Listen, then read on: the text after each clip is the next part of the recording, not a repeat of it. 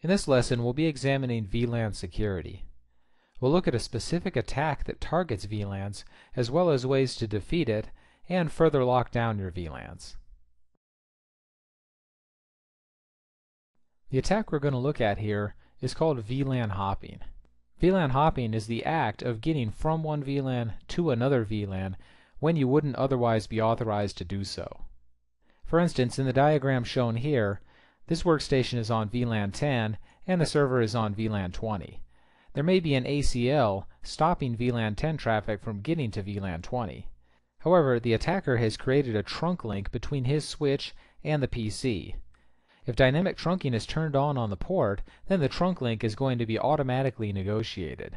Because of this, any VLANs that are available on the switch can be carried on this negotiated trunk.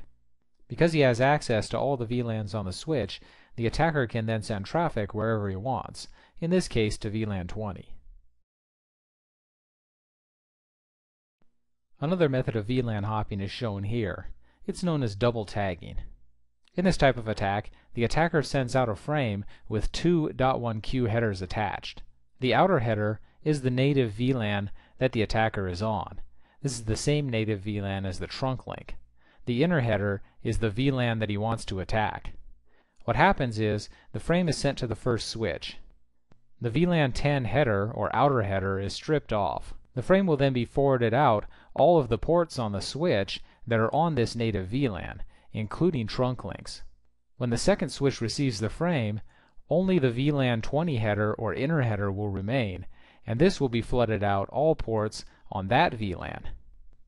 Obviously, this is only a one-way attack, but it can still be effective. Although VLAN hopping is a serious security threat, stopping it is fairly easy. To mitigate switch spoofing, that is, a client negotiating a trunk link, all you have to do is go to an interface or a range of interfaces and set them to switchport mode access.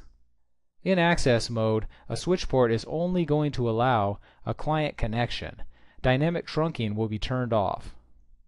To stop double tagging, all you have to do is make sure that your access ports are a different VLAN than the native VLAN being used by trunk links.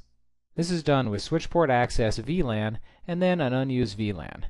You should also make sure that ports that are not in use are turned off. This way, even if somebody plugs a device in, nothing will happen.